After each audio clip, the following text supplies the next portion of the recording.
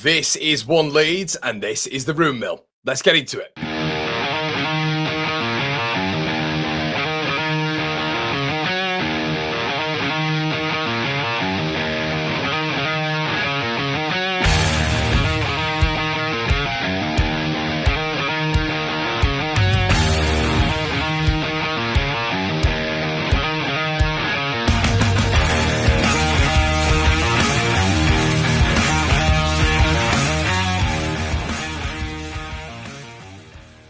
This is One Leeds. Welcome back to the latest video. This video, as always, is sponsored by Shop GNO, The Job Match Group, and Match Bingo. Let's get into it. First up, The Job Match Group. Whether you're looking for your next big gig or just browsing, The Job Match Group has niche job sites made just for you.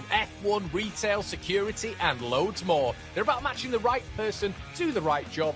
Make sure you check them out if you're ready to level up your career. Then we've got Shop GNO, an exciting new e-commerce site where you can grab exclusive deals and discounts. Right now, One Leeds has an affiliate link just below where you can score a 25 quid membership for free, unlocking special rates and benefits. You can even list your own shop on there with way better rates than Amazon, eBay, and Vinted. They've got some Leeds bits and some general bits now and launching soon, plus some great prizes just for signing up. This is all powered by a massive Leeds United fan looking to make waves in the online shopping world. So check them out and support your local. And don't forget our mates at Match Bingo. They're smashing it with footy fun. You can get 5 bingo cards for the price of 4 through One Leeds, and you can even deposit just £5 at a time to join the action. It's a big chance to win whilst having a blast with your fellow Leeds United friends. Thanks to all of our sponsors. Check the links in the description, and let's get on with the video.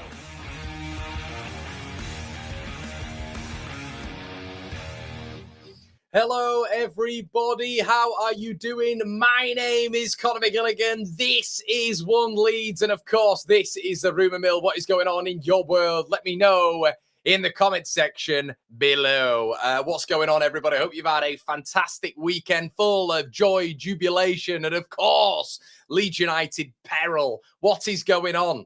How are we going to deal with this? How do we deal with this constant strain and anxiety? Well, you deal with it. The copium over on this channel, OLFC. What's going on, everybody? Good to see all the regulars in here.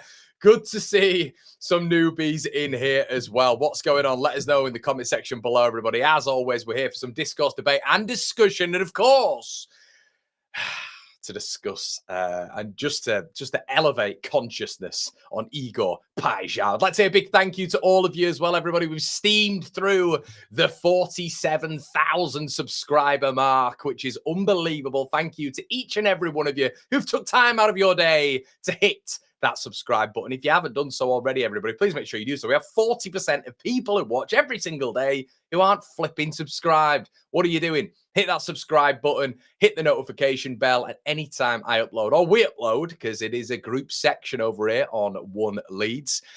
You will get a notification. So there you go. It's all worth it, and it's all absolutely free. Let's see what's going on. New Zealand Whites in the building. I was going to try to do an accent there, but I'm not going to do that. Why? Because the Kiwi accent is a little bit different to the Aussie accent, a little bit similar to the Canadians and the Americans. When I try to do a Canadian accent or a Kiwi accent, I get told off, so I won't do it. I tried there, but didn't. Just finished you and Gabe's stream for last night. Was hilarious by the end with Smithers. Hope you're good. Yeah, man. Really good stream as well last night. You guys are loving the streams with Gabe. We've got a stream with Brownie tomorrow as well. White Noise. We're going to have to keep it like that, I think. Unless we have a different name. I know a lot of you guys were saying it's the same as, is it Luskos, the Norwegian lads out there? Shout out to their podcast, but I do like White Noise. White Noise for myself and Brownie. It feels perfect. So White Noise will be back tomorrow. Your use of alliteration is off the charts, McGilligan. Intros are banging. Love all the improvements. Thanks, JC. Good to see you in here. I'm 95%. This deal gets done. Morning all. Morning to everybody here. Graham saying, morning, Connor. I listened to most of your shows. First time I made it. Really looking forward to it. Cheers, Graham. I'm really looking forward to you being here. Guys, I'd say hello to every single one of you, but there's too many of you. There's too many of you. Jay says, here we go. No, not Paixao just yet, but another bomber of a rumour mill from Connor. Yeah, Jesus, Connor, what do you have for your breakfast? I have some coffee. I have a lot of coffee. I drink a lot of coffee. That's what I have for my breakfast. So yeah, guys, I've got to make it entertaining here as well. I'm not just going to come on and go, these are the Leeds United rumours. These are the rumours on the mill today. It's boring, isn't it? It's boring. boring. I won't watch stuff on YouTube if it's boring. So we've got to make it a little bit more entertaining as well, of course, and informative, hopefully. Right, it's all here. It's all ready. We're ready to go. Right. This is just a saga at this point, isn't it? The Igor Paixao saga. Now, I would leave it, but today we're going to be speaking about agents. We're going to be speaking about sell-on clauses. We're going to be speaking about examples of Dutch sales, of which are going to follow a similar blueprint to that of hopefully Leeds United and Paixão and Feyenoord. We're going to be speaking about a Montenegrin who has rejected Leeds United, apparently, according to sources today. We're going to be speaking about Jack Harrison and his future. And we're going to be speaking about the situation with Everton and Wolves at this moment in time. And also we're going to touch on Mr. Illan Meslier a little bit today, everybody. And you never know, throughout this, we may even get another bomber, which appears to be happening consistently when we're on stream. It appears to be Fabrizio says something, Ornstein says something, Graham says something, and you guys are in the chat going, Connor, go have a look. So we'll wait and see. I may be the good luck charm for news. We'll have to wait and see. So morning, Connor. Under my car right now, listening and waiting, brother. All Leeds, aren't we? Jam's in here as well. Good to see you, mate. Whilst we have so many in the building, smash the likes. I nearly went Dutch there. Smash the like chip. Morning, Con. What is your coffee order? Fantastic question, James Kent. I was a very oat flat white man. Was initially a flat white man and then went to oat milk. Didn't like regular milk. Didn't feature well with me. But recently, I've been going for a oat latte with an extra shot. So yeah, which has been buzzing me, I have to say. But caffeine doesn't affect me anymore, guys. I'll be honest, it just doesn't affect me. It's got to a stage now where I have so much caffeine that nothing hits the spot anymore. Do you remember when I used to bring yerba mate on? Still got like 3 bags full of yerba mate. Could go on that again, but I don't think it's great for my kidneys. So I have to stay away from that. Tea just doesn't hit the spot anymore. Coffee is kind of, I mean, I've actually got to a stage where my cafetiere, I get 3 scoops. Not normal. So yeah, I am burning the candle at both ends in more ways than one. Where is your glasses, Connor? My glasses are here, mate. So if you didn't watch the stream yesterday, I think we'll get Igor Paixão done. Lucas Nemetra had 1.62 joules completed the other day. Yeah, if you know, you know. Right, we'll move on. Let's get into it, shall we?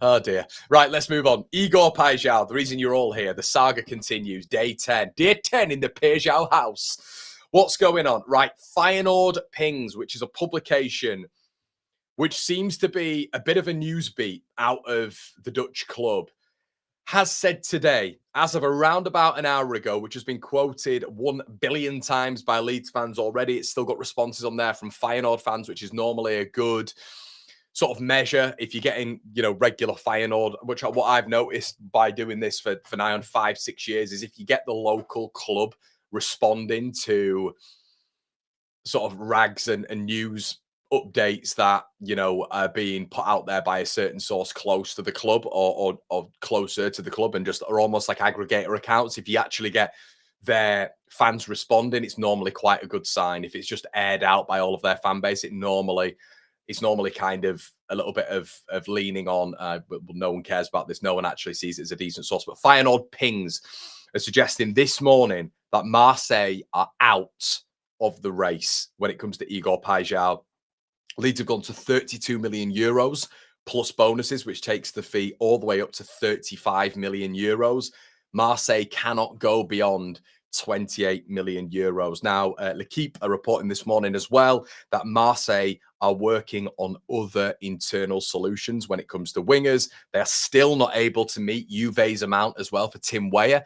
Juve want 20 million euros. Marseille are not going beyond 15 million euros, which tells you in itself maybe there are a few issues when it comes to financial situations when it comes to the French club. Now, I've done a little bit of research multiple times on Marseille now. You guys know when it comes to the room mill that this is pretty much, I now know everything about Marseille, like everything.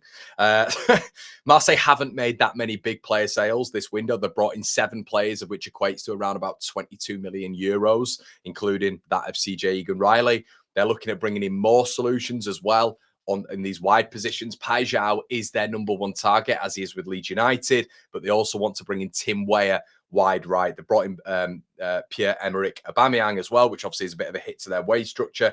But Marseille, when it comes to Feyenoord at this moment in time, and this is what we know, and this hasn't changed, want to put a structured deal in place where they effectively pay Klarna. Do you know what I mean? They pay in 4 or 5 installments when it comes to it, whereas Leeds United are offering faster payments according to Dutch press, and they are offering more upfront. So what do we know from Marseille? It is a structured deal with bonuses and staggered payments, with around about a 15 million euro to 20 million euro upfront payment, which is not what Feyenoord want. Robin van Persie, the reason he is obviously on the thumbnail, he is obviously intertwined in the fabric of Feyenoord at this moment in time, and he has actually said at the beginning of the window that Feyenoord don't need to sell. They do not need to sell some of their big assets, but obviously money talks, doesn't it? Money definitely talks, and look, if it gets to what they valued at Paixão, when it comes to the valuation of the Brazilian throughout the entire of the window,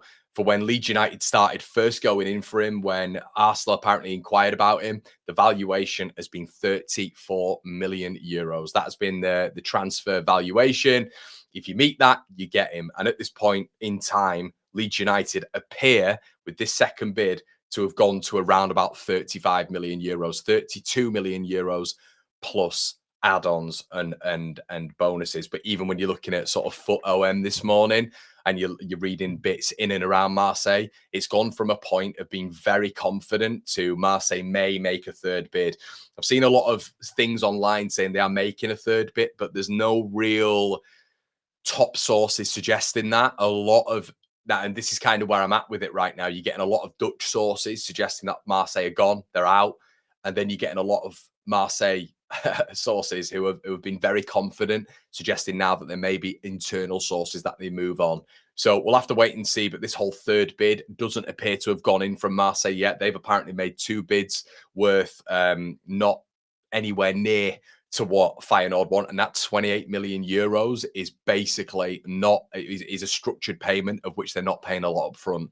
There's been murmurings online, as I say, rumours of it being in and around 15 to 20 million euros up front, which it's just not worth it if you Feyenoord, especially if you're in a position where you don't need to sell, which Van Persie was saying at the very beginning of the window. So you will get into a little bit more of that, but what are you guys saying? Let us know in the comment section below. Sintra, great to see you in here. Connor, is it true that Fabrizio has come here? No, he hasn't. And just to bear this in mind, everybody, we have some sad little people on our Twitter sphere, unfortunately. And if you're not on Twitter, everybody, there was a Fabrizio Romano quote going around this morning saying, here we go with Leeds United. It's bizarre that people do this. They've got way too much time in the day. Here we go, Leeds United, all signed, sealed, and delivered. And someone sent it on the WhatsApp group, and I quite simply said back, it's a parody account. Says under it, parody account. So no, we've not had the here we go yet. The here we go will be 100% promptly reported on here. If that happens, do not worry about that. Zach Ward, hi Zach.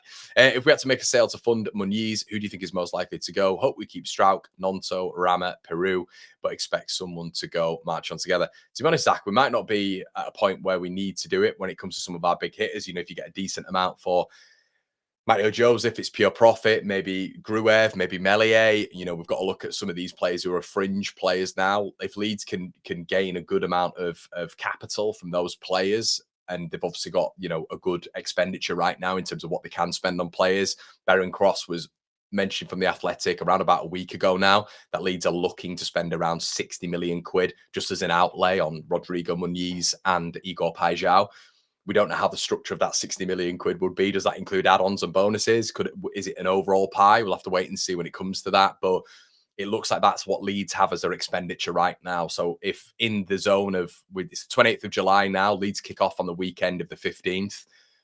Some player sales would have to go. And we're going to get into Jack Harrison in a bit. That might be a little bit stronger in terms of him leaving Leeds United than we actually think. And there's a little bit of conversation this morning about Everton and Moyes and why he's upset and why maybe that might feed into Leeds United going in for being able to sell, I should say, Jack Harrison to maybe them again. We'll have to wait and see. Hi, Roger. Good evening from the Gold Coast. Always enjoy and look forward to your streams. Indeed, mate. Indeed. Let's have a look at what you are saying. Morning. Hello. Hi, Anthony. What's going on? Oat milk. Jesse. Ordering coffee and haircuts have become way too complicated. Yeah, oat milk cappuccino is the one. There we go. What is everyone else like? Are they just like my dad? My dad just goes. My dad is so Leeds. He just starts to go. He just turns around and he goes, "I will have a black Americano," and I'm like, "You're from Leeds, Dad. You are from Leeds, aren't you?" You are from Leeds. Pellegrino says, if we don't need to sell, those fringe players can become squad depth potentially. Leeds starting to big man Gernland. Andy, I have no idea what you're talking about there, mate. So you'll have to wait. You have to tell me what you're on about there. Boyo says, Terry says, Connor, because of you, I've just had another daily stand-up where I've not remembered anything from the meeting. Jason's here as well. Morning, everyone. Hope you have a good day. You too, Jason. Jason's been in the building for 18 months as a member. Let's have a quick look. Let's have a quick shout out and see how many of you in the building this morning, everybody. We've got 2,000 people in the building this morning. Thank you to all of you. Make sure you slap in a like on the video. Really appreciate that. Morning, Rich. Morning, Kyriakos. What does your jumper mean, Connor? It's just a company called Essentials, mate. I don't have any sort of religious leadings or anything like that.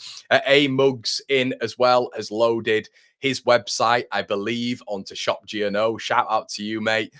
He's listed his site on there. I will be getting in contact with him later on today as well. I know he's got in contact via email. We do have him there. Shop GNO, everybody. It's an e-commerce site you can all get involved in. It's ran by a Leeds United fan. You get cheaper rates than eBay, Vinted, and Amazon. It is worthwhile getting involved with a pet care factory over there as well. And any business that lists itself on there, I will personally shout it out on here, and it effectively becomes part of One Leeds as well, because we're all intertwined on Shop GNO as they sponsor us for the forthcoming season. So shout out to you, man.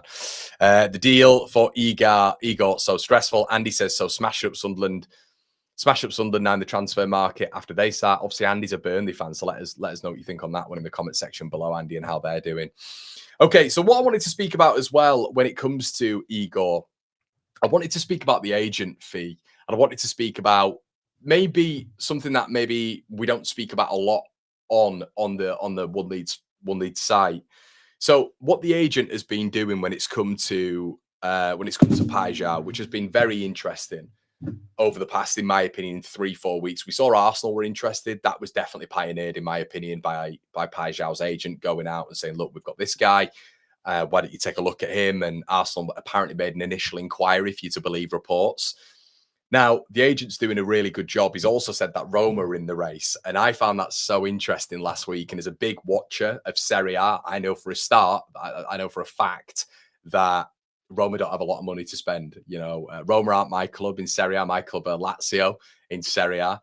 But look, Roma didn't have they've had about 30 to 35 million euro transfer budget to go at. They're not a rich Serie A club at this moment in time. And I think Serie A is really struggling at this moment in time when it comes to expenditure and actually being able to sell players for mass profit. They're really struggling in that regard. So that's why the league is suffering at this moment in time. So I was interested when they mentioned on reports last week, it's Roma in. I was like, no way, there's no chance. There's no chance. If this is getting up to a deal of worth 40 million euros, there's no way Roma are in for this.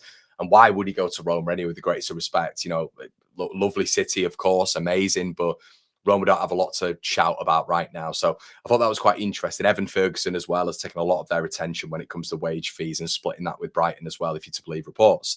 So the agent has shifted Igor Paixao around a heck of a lot. Now, why is he doing this? Because he wants to get the best fee. Why? Because agents get transfer commission off the fee. So let's say if Igor Paixao is coming to Leeds United for 35 million euros, if you're talking around about 10% for their agent, which sometimes they can negotiate a 5 to 10% fee off the transfer, overall fee, that would mean that, like, if he's to go for 35 million euros, if there's, 10% off that, it's going to be in around 3.5 million euros of that goes to the agent. That is how agents work nowadays. They get a massive commission. It looks like a small commission, but it is not. They get a massive commission off what the overall transfer fee is. Something to bear in mind there, and hence why he's been shipping. And this is why it kind of works for Leeds right now, because when it comes to obviously an upfront fee, Leeds are willing to put more up than Marseille. That works into our advantage. It works into the agent's advantage as well when it comes to a fee for him. Immediately he's going to get more of a fee as well, obviously, if we're paying up front. But if Leeds are paying more money overall, which I feel we're just going to keep doing here, I feel with Paixão that he's our number one target this window. It feels like that with how aggressive Leeds have been with this transfer and how they've just not stopped. How Underwood's out there apparently talking to his representatives. So this is clearly our number one target this window, in my opinion. Or maybe we've had several number one targets, but it feels like this is the marquee, that's going to separate us from, the other pack. We've got your Anton Stack, your Biol, your Goodmanson, etc. Your Lucas Pally in net. All great stuff, but it feels like Paixão and Rodrigo Muniz are going to keep Leeds United up. They're the marquee signings that we're going to spend big money on, and they're the ones that are going to keep us up. Leeds haven't spent more than 20 million quid on a singular signing yet, which is so impressive when you look at the players that we've brought in. So something that we've got to look at as well when it comes to the negotiation, the structure of the deal is a sell-on clause. Feyenoord initially wanted 30% of a sell-on clause. I don't know how that has worked with Leeds, but something to bear in mind that when it comes to the Dutch league, when it comes to the Eredivisie, this is a consistent thing. Steven Bergwijn, I should say, to Spurs, there was a sell-on clause. Sinisterra to Leeds from Feyenoord, sell-on clause. Marlon to Dortmund, there was a sell-on clause. Cody Gakpo to Liverpool, there's a sell-on clause. Okay, so consistently within these deals that they saw in the Dutch league, there are sell-on clauses and big sell-on clauses. The Dutch are known for it. I don't know if you guys know, but when it comes to the actual Sinisterra deal, they got 4 million quid out of that. I think it was a 20 million sale Leeds had overall to Bournemouth. They got 4 million quid out of that because it was 20%. So something to bear in mind there. Also, there is the work permit criteria as well, something that we don't focus on because he's Brazilian. The work permit criteria, which is based on appearances, should be absolutely fine when it comes to Leeds United, based on Feyenoord's European appearances over however many years when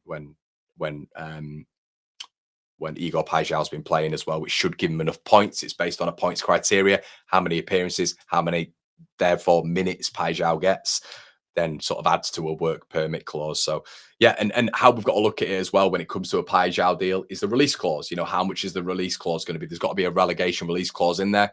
We can't be looking at a Liam Delap scenario at Ipswich where they brought him in and then there was a 30 million quid release clause, which Ipswich can't fight against. That as soon as that's triggered, he's gone. So we've got to put in a really big relegation release clause when it comes to Paixão. Him and his representatives have to agree to that because it could be then harder for him to leave Leeds United because a club might not, bang up that fee. But Leeds have to be really, really stringent with it. And we have to be hard negotiators in this deal. And hopefully we'll be able to get it done. So we'll have to wait and see. And hopefully these negotiations in our sleep continue. Connor, do you think Aronson could cover as a winger? Is it? No, mate. No, I don't. He's not. No, there's no way. Look, this is a guy who I think he's a disruptor. That's what I'd say with Brendan. I think he's a disruptor. I think he can encompass a little bit of chaos in Leeds United's play. There's no way for me he could ever be a winger in the Premier League. The fullbacks would just gobble him up. He doesn't have enough dribbling assets. I don't think he'd be good in the duels out wide physically. I don't even think off the ball he'd be great out wide either. I don't think he's got the guile, the creativity to get past some of the fullbacks. How I'd see Aronson maybe is if the ball was played over the top on the left wing, he might be able to get in and behind. But actually 1v1 up against the wing, I think we'd just get pushed back. So no, mate, not for me. Morning, Connor. We aren't in a rush to sell one, right? We can do the sales by the end of the season. Yeah, no rush, mate. No rush when it comes to the sales. MJ says, I've noticed a few Paixão highlights on YouTube. Looks very good. He does indeed, mate. Good morning, Matt. How's it going? If agents are making these big fees and Leeds are supposedly not willing to pay them, why would Igor be convinced to join Leeds? His agent will double down on him moving to the highest payer. George, to be honest with you, if we are now dabbling in the top market when it comes to European prodigies, we literally don't have any choice. Leeds can't turn around and go, well, we're not dealing with agent fees. We're going to have to. You literally are going to have to. It's the way of the world now. You can't just turn around and say, well, we're not doing it. We're not doing it. Well, you don't get the player then. You simply don't get the player. The agent, unfortunately, curates everything when it comes to the player. They might be a family member. They might be very close to the player. They have a massive say on what happens here. Agents are huge in football. They've now got arguably one of the biggest says, So Leeds are going to have to dabble with the agent. If they really want the player, And they have to be in cahoots with whoever Igor Paixao's agent is right now. They have to be in cahoots with him. They have to have good relations with him, and they have to be showing him something as well, not just Paixao. It's just the way of the world, Paixao. So it unfortunately is the way of the world, mate. Where did you get your hoodie from, Connor? Essentials, mate. This is called this is Essentials. I don't have a code for it or anything like that, annoyingly. Dave says, what's going to happen with Paixao, Connor, lad? Well, Dave, if I'm brutally honest with you, mate, I've always been in the box of it not happening, not because I'm being cynical, not because I'm being negative or anything like that, but I've just always taken, I think I'm basing it on what I've experienced with Leeds United before when it's come to Rodrigo de Paul, Josip Guardiola, Josko Guardiola, when it comes to Charles de Ketelaere is the big one. Michael Cuisance, although Leeds backed out of that at the end, but Charles de Ketelaere was just the one when he went to Atalanta over Leeds United that sticks in the back of my head last time we were in the Premier League. It is just there. And I remember with that saga, he wanted to go to Atalanta. He wanted to play under Gasperini. And there was this whole thing of, yeah, but surely he'll want to play in the Premier League. And apparently he'd expressed playing in the Premier League before, but his number one choice was Atalanta. And I've seen correlations with this and Igor Paixão. He wants to go to Marseille. However, you know, I guess the leverage that Leeds United have now is for a Brazilian. It's why Barca were able to get so many Brazilians, because they were able to show the likes of Ronaldinho, Rivaldo, probably Ronaldo, the likes of Romario playing for Barcelona. Do you know what I mean? It's that. And not only that, but Barcelona being the biggest club in the world. It's why Rafinha wanted to join Barcelona, because of his hero, Ronaldinho, playing out there. Paixão is a huge admirer of Rafinha. He's played at Leeds. Rafinha is almost the biggest marketing tool Leeds United have right now, which is why it's such an important deal that Leeds United got done. And we saw Rafinha flourish, and Rafinha's at sort of a stage in his career now where he could be winning Ballon d'Ors, and he's playing with Lamine Yamal. Unfortunately, Leeds United in the current football economic status are a stepping stone. We are a stepping stone. And unfortunately, football is becoming that of which now Leeds United probably will be a stepping stone for a long, long time. When you're seeing sort of Newcastle and Aston Villa as stepping stones, we've got a long way to go. So the best we can do right now with some of these top talents is, if you're looking at Igor Paixão, I should say, you've got to offer them not only the Premier League, but you've got to look at the blueprint of Rafinha and say, look, you could be playing at Barcelona in 2 years' time. You could be playing at Real Madrid. If you do well for us, look at Rafinha. There is conversations that Rafinha has spoken to Igor Paixão as well. I don't know how true that is. If Leeds were to sign him, that would be unbelievable to know how that would work and the conversation between the two. But I'm sure Rafinha is you know, so grateful for Leeds United. He's so grateful for Marcelo Bielsa for putting him on this pedestal to where he is right now, because, you know, he absolutely flourished at Leeds United, and at Leeds he was world class. You look at the team around him; it was nowhere near on his level. So yeah, I don't know. I mean, I look at it and I think to myself, Connor, the logistical side of things, which I kind of look at, you know, the facts and objectiveness quite a lot, and I'm like, we're offering more money. We've offered the Premier League. We've got Rafinha as an example. What do they have? You know, they have De Zerbi. They have European football. They have no risk of relegation, so no turbulence when it comes to maybe the second stage at his career. He went to AC Milan first. He did. Sorry, De Ketelaere. He did. Yeah, De Ketelaere did go to AC Milan first. Then he went to Atalanta. Apologies. But yeah, I think he did anyway. It was that his career? It's so long ago now, but I just remember him wanting to play under Gasperini, so it might have been after. You guys will let me know in the chat. But yeah, so I don't know. We'll wait and see. We'll wait and see. My head says he still goes to, he either doesn't come to Leeds or he goes to Marseille. That's what my head says. My heart says he comes to Leeds. It'd just be such an unbelievable signing. What a signing. Yeah, incredible. Marcus says, Conor Marseille pulled out, thought they were bidding today. There's been no official source on that, mate. And there's been no official sources basically saying that they're going for a third bid. So that's where it's going to be fascinating to see today. Are they going to go for a third bid? If you're to believe reports in France, when it comes to Foot One, OM Foot One, they can't go any higher. If you are to believe the report that we were talking about this morning, when it comes to Feyenoord pings and Dutch reports, they're all saying that they can't go any higher. They can't go any higher. They don't have the money. They've not made enough player sales. The structure of the deal is wrong. There's been nothing that has progressed from the Marseille side from what we were speaking about a week ago. So Feyenoord pings stating this morning that Marseille are out of the race. That is the rumour this morning. So we'll have to wait and see if that develops. Okay, let's get on to the next rumour, shall we, guys, on the mill. It is Jack Harrison. Now, this is an interesting one when it comes to Jack. Why, I hear you cry. Well, Paul Joyce, who is a very, very good source on the Everton newsbeat, is suggesting this morning on the 28th that the deal for Jack Harrison to Everton is not done yet. As in, it is not gone. Everton haven't walked away from this. Okay, Paul Joyce is suggesting this morning that Everton still want two wingers. They're really struggling in the market when it comes to going out and getting I think it is a left wing, obviously Malik Fofana. They're struggling because he rejected them, wasn't interested in going there. And we've seen at this moment in time, when it comes to Jack Harrison, even for pre-season for Leeds United, they will play him on the right. They will play him on the left. We know with Dyche, we know with Moyes, he played on the right in the Premier League. He played on the left. Everton, I believe at this moment in time, don't have a right winger. They have a few left wingers. If you want to call Illan Meslier a left winger, they've got Dwight McNeil out there as well. I wouldn't personally call Ndiaye a left winger. I'd call him a cam. So I think Everton is struggling at this moment in time. Paul Joyce has said that they want two wingers, and Harrison is not off the table. He is not off the table at this moment in time.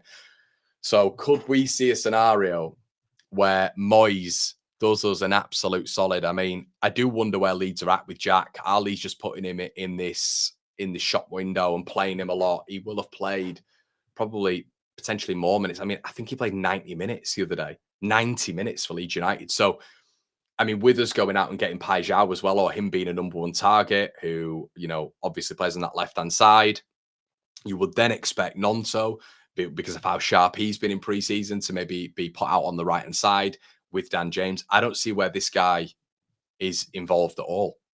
I don't see it. You know, I don't understand. How much did we pay for Harrison initially? It's 11 million quid. But I don't see where this guy gets in. I don't see. So this is the thing. It's like Leeds must right now just be putting him in the shop window. That's kind of where I'm at with Jack Harrison. Putting him in the shop window. But obviously now we know Fofana's rejected Everton. Everton are struggling as well at this moment in time. Now, I was looking at it was an Athletic report. And they were basically saying that because of all the teams in Europe this season, Everton are really struggling to attract players. Malik Fofana, obviously a top-tier player, rejected them. Tieno Barry, brilliant signing. He came in, to be fair. But the gap is still so big between Leeds and Everton. But then you kind of look at the squads. And you think to yourself, well, you know, aside from the back line, you know, you've got O'Brien, you've got Nathan Patterson, you've got Tarkowski, you've obviously got Pickford in net, you've got Mikolenko, you go forward, you've got Idrissa Gana-Gueye, who's 35 years of age, you've got James Garner, you know, you've not really got any right wingers there. You've got Illan Meslier, who I think is a needle mover. I think he's a brilliant player. Dwight McNeil, Beto, obviously Tieno Barry, I've just mentioned that. But it's not a squad of which, and this is where Moyes, I think, is such a good manager in the Premier League, because there is a genuine possibility that team, with maybe a couple more additions, will probably get 12th because of how good a manager Moyes is. But you do wonder how big the gap is when it comes to quality on paper. Like, I even look at Tanaka. Tanaka is the best midfielder between the two squads. He just is. He's the best midfielder. He's the best technical football IQ ability player between the both teams, in my opinion, in the midfield. You know, and then I look around at the squad and I think to myself, there's not that much between the two teams, in my opinion, you know? And then you look at Wolves, they're struggling apparently to attract real top tier targets. Evan Gassan, who we've spoken about on the videos before previously, has rejected them yesterday. You know, I thought that would have been a mental signing. They've still got Strand Larsen up front, who I highly rate. And they've still got Andre and Gomez in the double pivot, who's Brazil's double pivot. They're a good team. I think Wolves will actually be okay this season. You know, they brought in, you know, John Arias, and they brought in as well Fer Lopez from Celta Vigo. So they brought in some good additions already. But Wolves are struggling.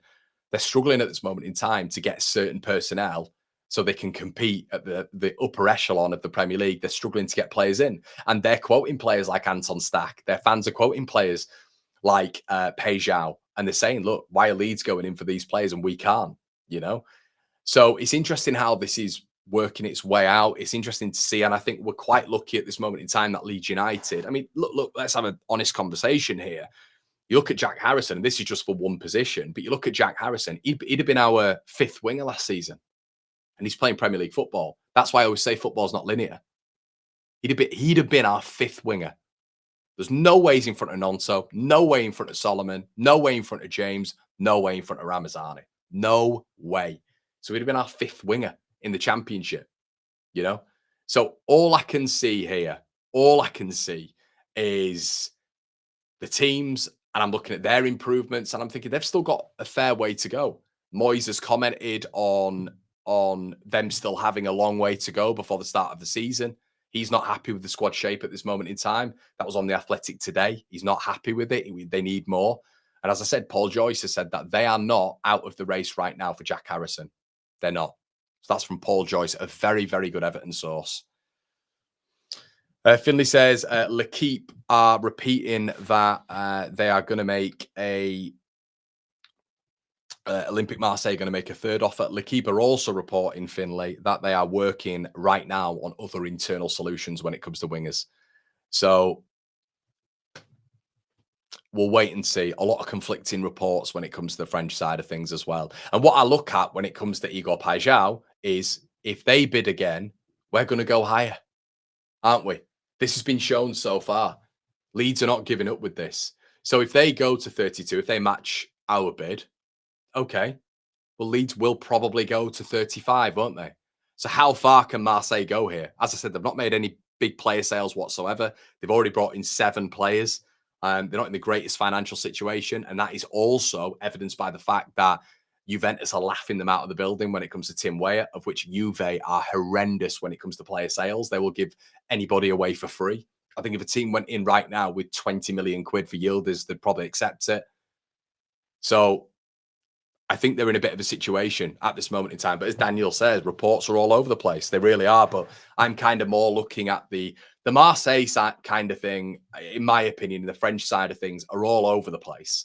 If you read a lot of the reports close to Marseille and the French side of things, there's a L'Equipe reporting one thing, Foot Mercato reporting another, Foot OM reporting another thing.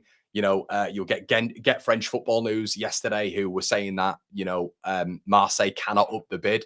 So they're so conflicting. I think the best thing for you guys to do, if you want to actually read the proper reports, are getting the reports close to Feyenoord, which is what we focused on this morning. It is the Dutch reports because they're close to the club. It's none of this fantasy stuff which you're getting from Marseille. Marseille reports last week were suggesting that they can go up to £40 million.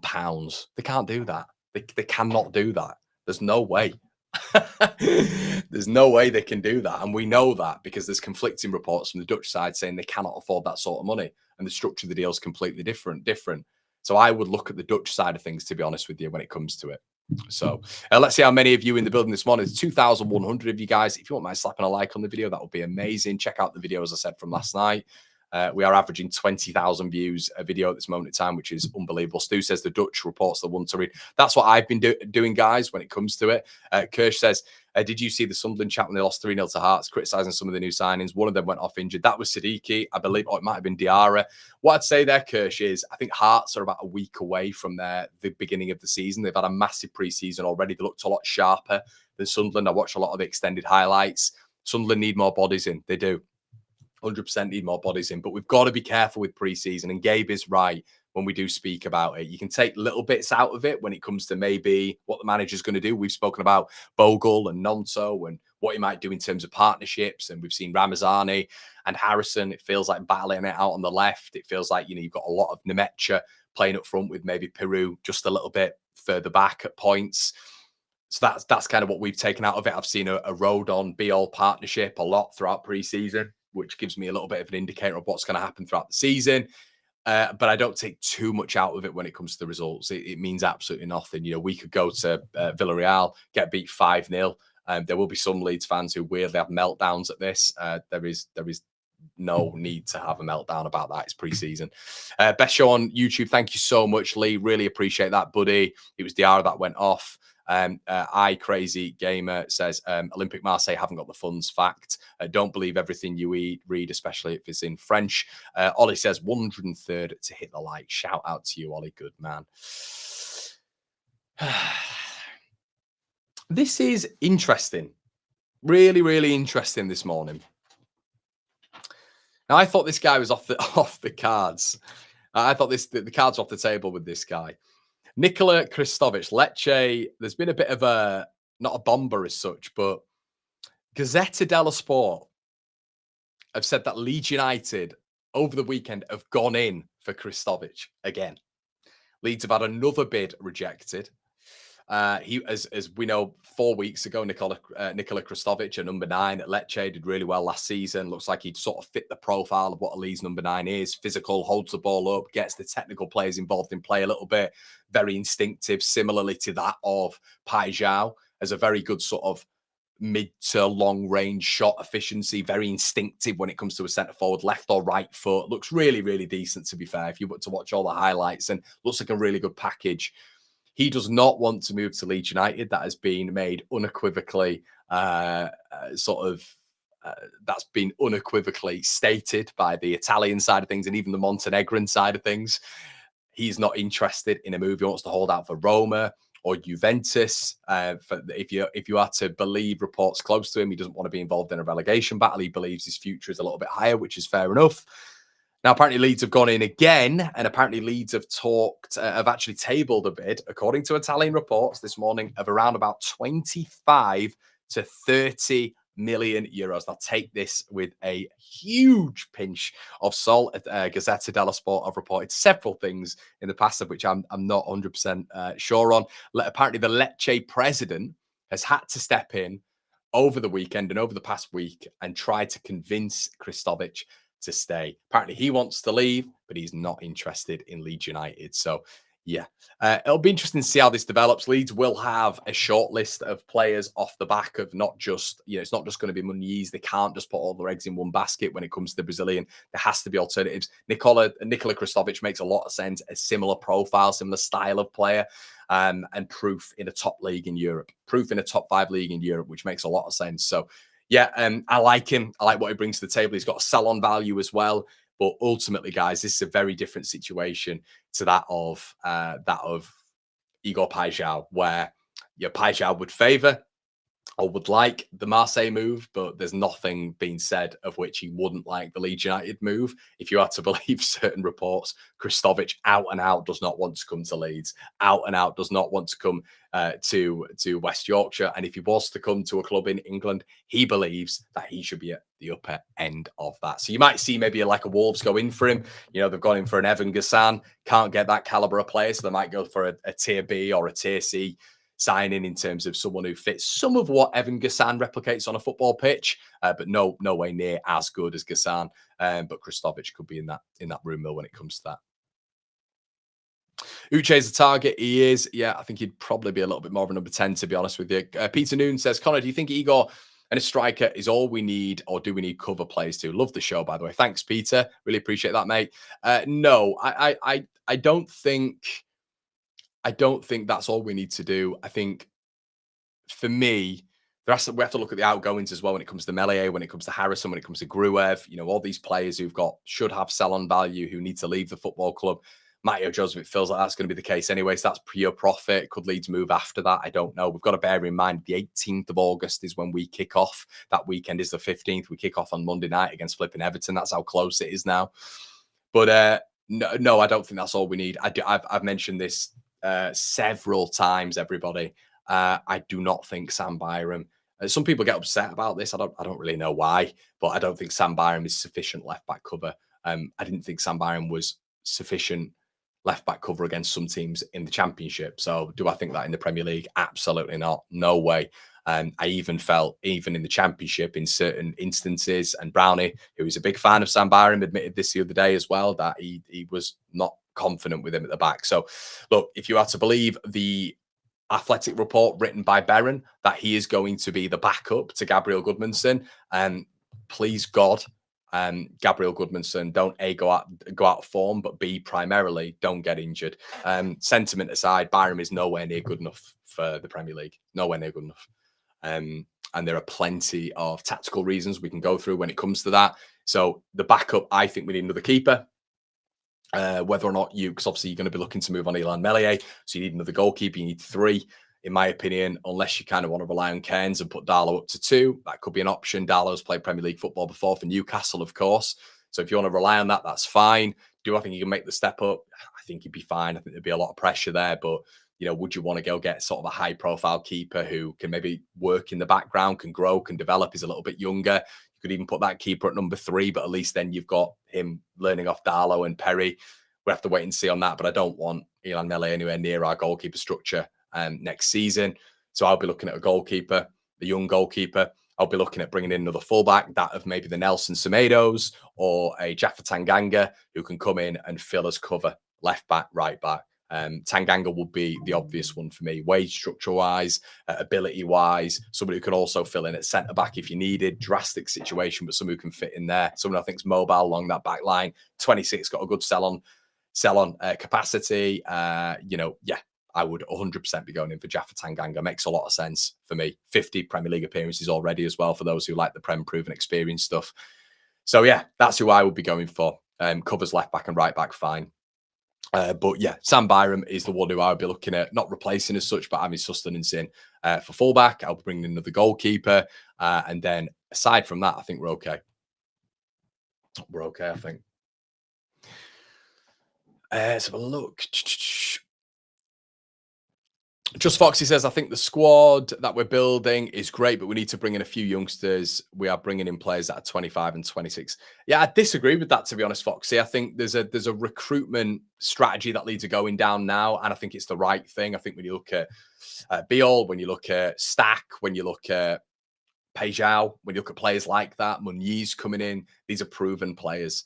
And when it's not the whole Prem proven players thing, but these players have more of a likelihood to hit the ground running. If we are to compare to a Sunderland recruitment scene, then Talby at Club Bruges, who I think is around about 22 years of age. I think, I might be wrong on that one, but I think he's around 20, 21, 22. Talby coming in from Club Bruges, their right winger. Then you look at Adingra, who's 20 years of age for Sunderland. And then Diarra, who I think is a fantastic signing at 21. Siddiqui at 21. And it's not to say because you are young, you won't be able to hit the ground running, but I think Sunderland have been quite smart with this. I maybe think they're looking at a long-term future here when it comes to those signings, and they're bringing young players in so they can sell them on for big value. I think and that's not a disparaging comment on Sunderland, because they bring in Granit Xhaka, and that's an unbelievable signing. There's an argument it's a signing of the window. This is a guy who was featuring a Xabi Alonso Leverkusen side, pulling the strings of their title-winning side.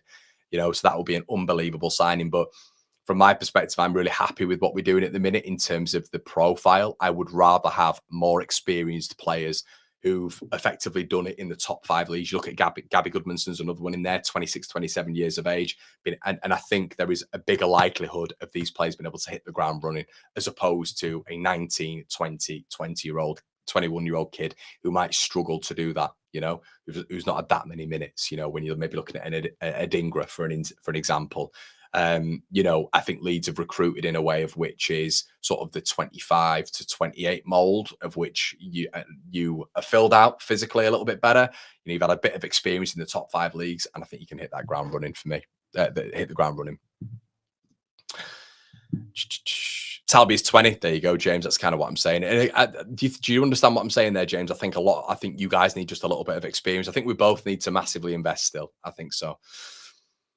We won't be able to finish the squad in one window. It will take time. Kirsch, you're going to have to do your best, mate. We're going to have to do our best because we don't have time. It's not the Championship where we can look to the next window and we're still going to be in the top 3 teams if we desperately need it. Leeds United need to get this. It will take time to build a Premier League side, of course, but you've got to get it right. You can't wait till January. Leeds could be bottom with 5 points in January. Then what? And then what if you bottom with 5 points? And I'm not saying this will happen, but worst case scenario, you bottom, you've been plastered by teams, you're struggling to win a game. You can't just say, it's all right, we'll wait till January. You might be cut adrift, mate. You can be cut adrift by that point. This league is so good. Everton for me is a must win.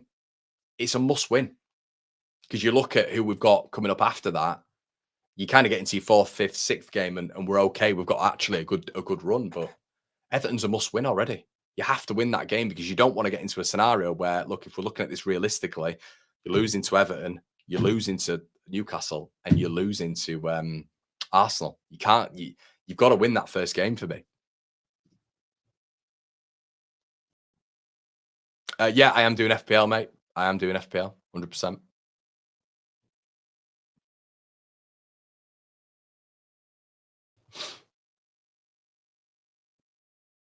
Let's have a look. So we've got 2,000 of you in the building. Okay, let's have a look at what the next rumour is on the mill, everybody. So Illan Meslier. Now, Perry coming in. We thought to ourselves, everybody, didn't we? We thought to ourselves, this is it. Leicester, the Foxes, Kasabian FC. They were going to come in and take Illan off our hands. They've sold Mads Hermansen to West Ham, or he's in conversations. Mads Hermansen with West Ham. Looks like that was about to get done. Really good deal for West Ham as well. Great keeper, I think, Hermansen. He's a good Premier League keeper. And you thought they're going to take Illan Meslier, but they go for Begovic. And I'm like, guys, come on. So they've gone and got flipping Begovic through the door. And I'm like, really? Really? So they clearly rate Begovic above flipping Meslier. And I thought, right, I thought that was an in. Even if he's a loan to an obligation. But no, it appears now they've gone. I don't know where this guy's options are. I really don't. I thought there might have been a couple of clubs coming in for him. Why on earth we rejected however much money it was for Marseille, from Marseille the summer before last, and said it's not enough money. It's unbelievable when De Zerbi wanted him. It's a summer ago, wasn't it? But I don't know how we shift this guy off, guys. I'll be honest with you. I don't know how many clubs are actually going to come in and pay what Leeds want. And presumably Leeds will want more than 5, which is what we paid for him. I don't know how this works. So we'll have to wait and see. Mele's past it. He's there reserved. I don't know. We'll have to wait and see. He might come in pre-season and be okay. Does the transfer window close during the season like the Championship, or is it before? It's the 1st of September, mate. 1st of September, so it'll be during the season, yeah. Be during the season. Krstovic is a good player. Leeds should get Bertolucci from Standard Liège. These players will be better suited to keep us in the Prem. All data shows right. I don't think we need new number 2 at all. Varka stated that the 2 marquee buys at left wing and centre forward, plus backups implying left back and number. Yeah, but David, I don't think we're going to be playing number 10, mate. I think that's abundantly clear now. I think we're all kind of at that point of which we all realise this. This is why when Beren Cross put the thing out about Bilal El Khanous, Leeds are now not active in following Gus Hamer or Bilal El Khanous. Why do you think that is? If we were active in going for a number 10, they would be the sorts of 10s that we can go for, realistically. You might have heard Sam Stein mentioned, whatever. But Leeds are not, there's been nothing in this window towards the back end of it. There has been nothing towards the back end of it, which has suggested to me that we're going in for a number 10. Nothing at all. So backups implying left back. Yep, we'll have to wait and see on that one, because from what we knew, the second backup is Byram, according to the Athletic, and Beren Cross. 2 marquee buys at left wing and centre forward makes sense. But yeah. So what, did you just put Cairns in there then? Did you put Cairns in there because you're hoping that Meslier moves on as well? You're hoping Meslier moves on as well. Rumours of Sarah at 8. No way, Rune. No way. He's going to cost 30 million quid. There's no way we're going to get him, mate. I don't think so anyway. Could be wrong, though. Could be wrong. I'm not falling asleep, mate. I'm not falling asleep at all. Thanks anyway, Lucha. But I'll grab one, mate. Thanks so much, pal. Right, guys, listen, we've been going for 53 minutes. Flipping heck. Do us a favour, slap a like on the video. Let me know what you think in the comment section below. Look, guys, I hope you're enjoying it. I hope you're enjoying the Room Mill every single morning. We're going throughout the season as well. That ain't stopping. We're still going throughout the season. Make sure you check out our fantastic sponsors in Match Bingo. Listen, 5 cards for the price of 4. £5 deposit, then you get 10 absolutely free. Shop GNO, get your shop listed on there if you want cheaper rates than Amazon, Vinted, and eBay. Not only that, everybody, but you will get bonuses, gifts, and all that sort of stuff. We're doing prizes. You can buy on there cheap, and you can sell cheap on there as well. Or sell expensive, but list for cheap. It's been an absolute pleasure, everybody. My name is Conor McGilligan. This is a Room Mill. Keep the notifications on. We'll update you with stuff throughout the day. Check out the second channel. We're uploading them there today as well. And we'll see you in a bit. Cheers.